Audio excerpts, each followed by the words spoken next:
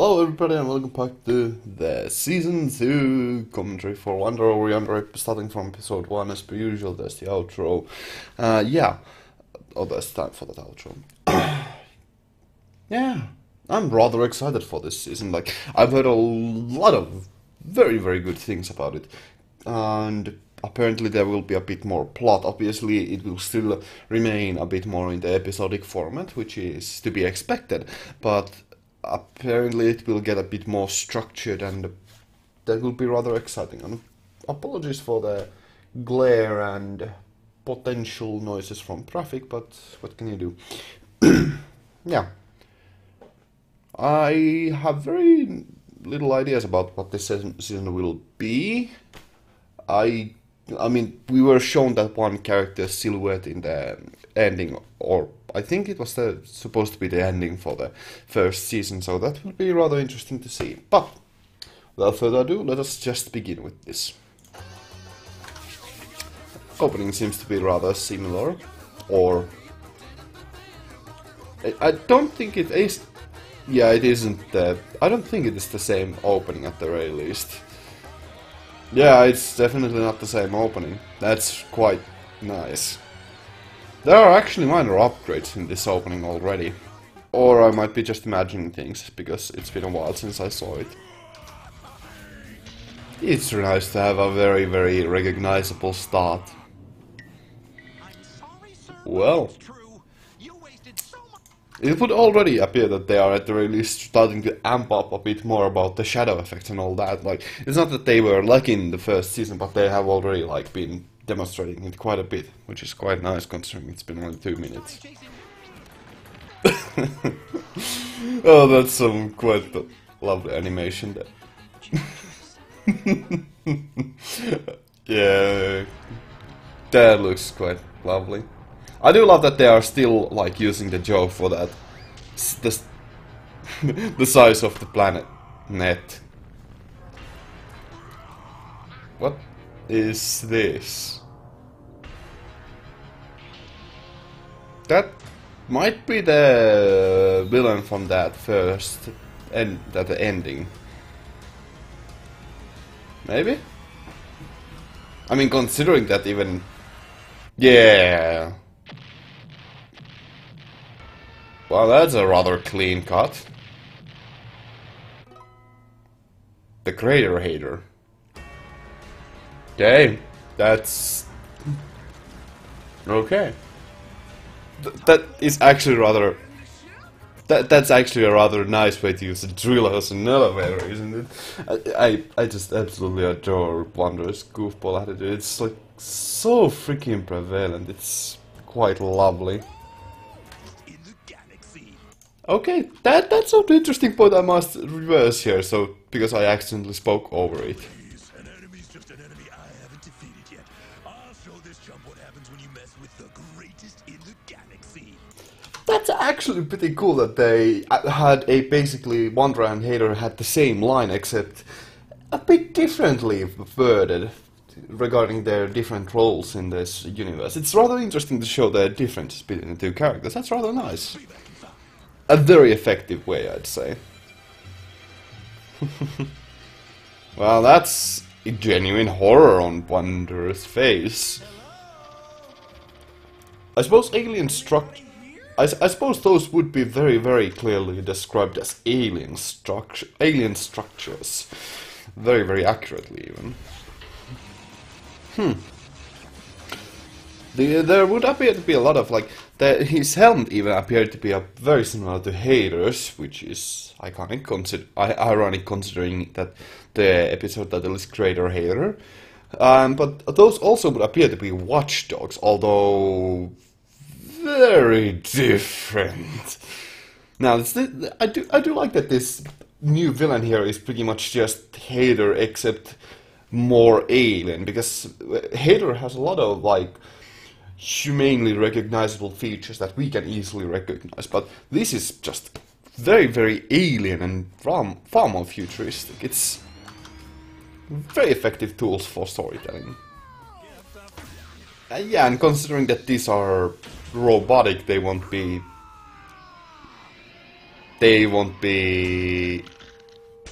Ooh. Sylvia, you okay? Okay, actually, it's pretty nice. That has had a lot of inclinations at what they do on their downtime, and that's nice to see a bit more about that. I always do appreciate that kind of little revelation, but that's pretty awesome to have. Oh, how freaking superficial Hater is. It's kind of nice to see that there are, like, he has been missing out and he's been just playing around and being foolish, huh?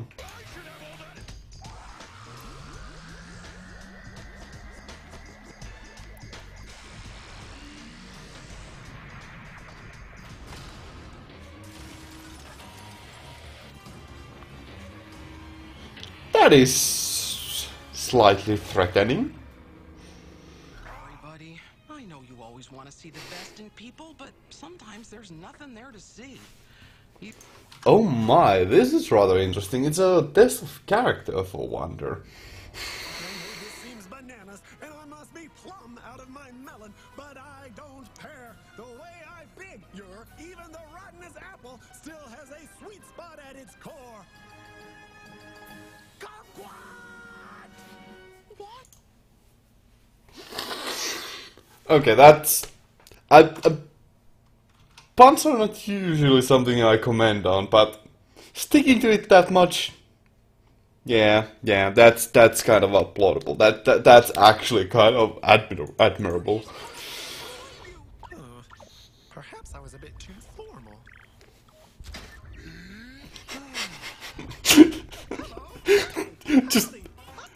Just casually walking on top of someone. That's... oh my... okay. I mean, the size difference is rather enormous. Oh... Wonder is... actually being strangled, huh? Efficient.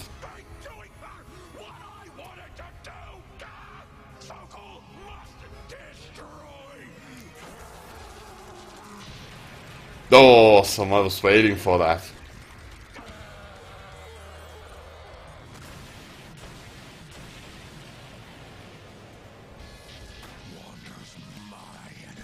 Okay. Come on, hater. You know an enemy is just a friend you haven't made yet. What? Ew, shut up! Oh my.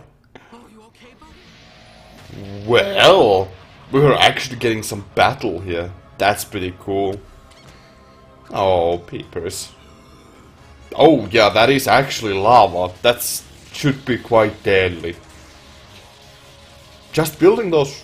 oh my. You're gonna have to deal with me! Okay, there's an... this episode just has an exorbitant amount of violence now, doesn't it? That's actually kind of interesting. Oh well. Oh! Okay, there was this very small moment there, right? A very brief part of dialogue that was rather important there. Wonder is not his real name. That is not a big surprise, but... we have a new villain for this season. That is pretty nice.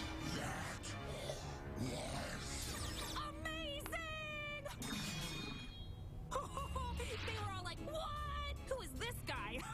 Then I was like, serious? Then I was all, and then the lava was, and they were all, no, why? What a bunch of dorks. This is going to be...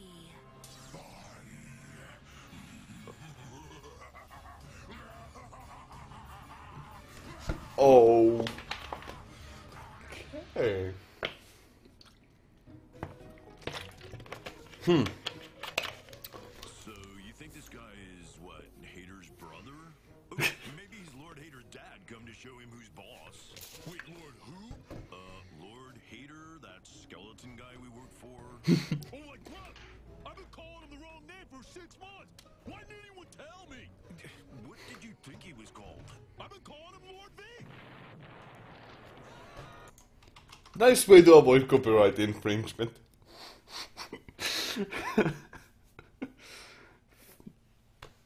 Nice. Nice.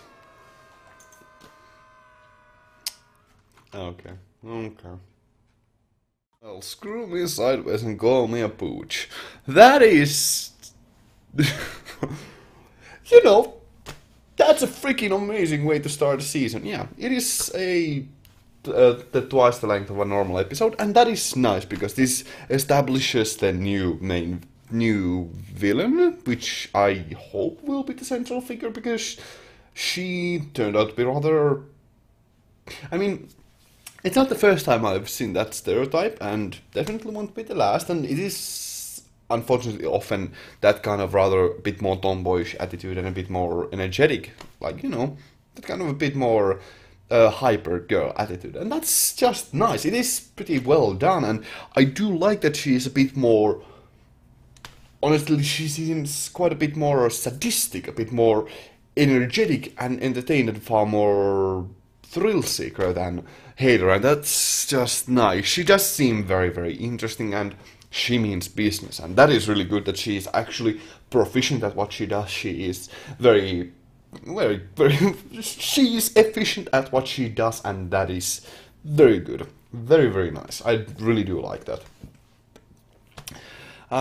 Yeah, I really do like how this was established, and that they hold off on her reveal until the very, very end, and even then she, well, didn't have any problems, and it's obvious, like, she does seem to be a bit more, well, a lot more malevolent than Hader, which is ironic, but she still seems to be more looking for excitement, entertainment, and fun, yet she still does seem obviously to be, well, a bit more, shall we say, two-dimensional version of Hader? That is kind of mean, but whatever. I'm a bit disappointed that she doesn't have exactly a sidekick, like Peepers or Sylvia, although it could be argued that the roles are reversed on those two, but whatever. Yeah. I really do like that this also emphasized the four characters quite a bit and their differences, yet similarities. The similarities between the two main pairs, I should call them, and the similarities and differences between the two of them, and the importances of the roles of the supporting characters there. And it's not fair to call them supporting characters because they are the four main characters, but the importance of all of the characters.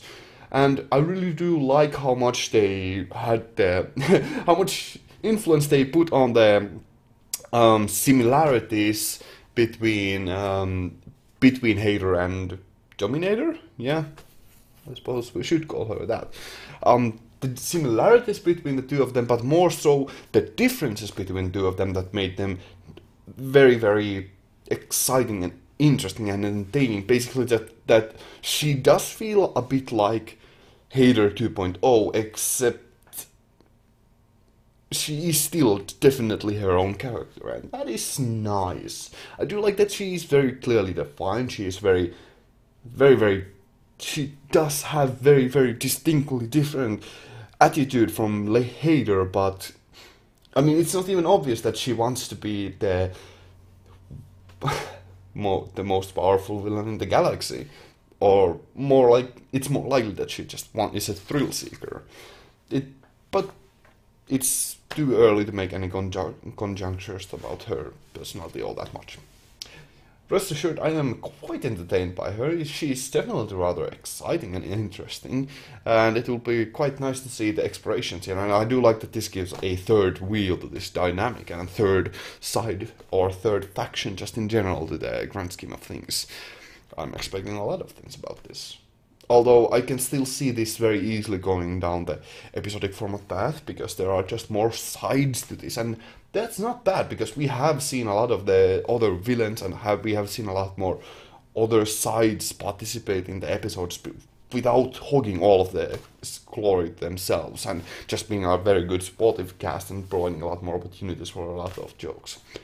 Now, this episode actually also showcases a lot of how much or surprisingly little, the animation quality improved. Because as I was very much stating in the previous season, the animation quality is superb. It is very, very good for the show. Just it is very constant quality. It might not be the most amazing, yeah, I'm re-emphasizing this point, but it is always at the very least good.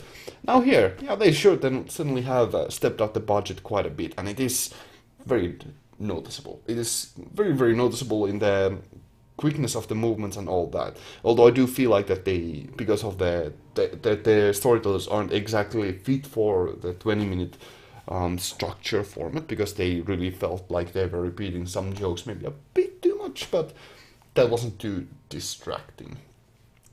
But considering that the general format of the storytelling fits more the 10-minute episode format, that's just a side function there. And surprisingly, they were surprisingly good at adapting the 20-minute format here once again, considering that this is a rather key episode. It really feels like they pulled out all of the stops.